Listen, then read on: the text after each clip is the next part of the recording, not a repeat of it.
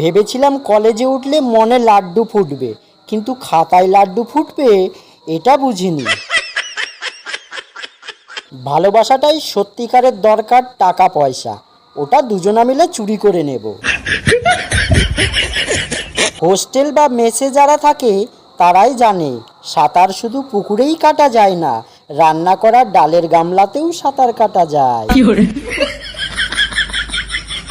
বাঙালি বাবা মা, মেয়েকে এখন পড়াবো, কিন্তু ভালো ছেলে পেলে বিয়ে দিয়ে দেব। স্বামী স্ত্রীর ঝগড়া কখনো সিরিয়াসলি নেবেন না, ওরা রাত্রে আবার এক হয়ে যায়।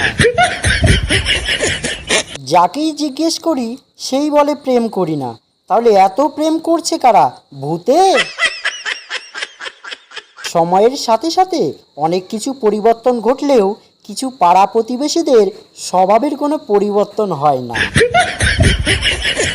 হুদাই আমার ওপর রাগ করে লাভ নাই, আমি রাগ ভাঙাতে পারি না, উল্টে রেগে যায়। এদেশে বয়ফ্রেন্ড নিজের পায়ে দাঁড়াতে দাঁড়াতে গার্লফ্রেন্ডের বেবি হাঁটা শিখে যায়। সারা বছর যদি গরমকালই থাকবি, হুদাই 6টা ঋতুর নাম মুখস্থ করাইছিলি কেন? এখন কেউ বেশি পাত্তা দিলেই ভাববেন পুজোর জন্য পটাতে চাইছে, এসব স্কিমে পা দিতে নেই। স্বামী মদ খায় এই অজুহাতে অনেক স্ত্রীকে চলে যেতে দেখেছি, কিন্তু স্বামী ঘুষ খায় এই অজুহাতে কোনো স্ত্রীকে ছেড়ে যেতে দেখিনি।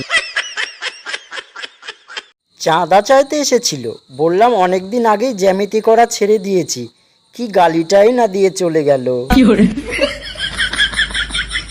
লোকে বলে প্রত্যেক সফল পুরুষের পেছনে একজন মহিলার হাত থাকে, তো জানতে চাইছিলাম যে যদি কেউ বেশি সফলতা চায় তাহলে কি তাকে মহিলার সংখ্যা বাড়াতে হবে?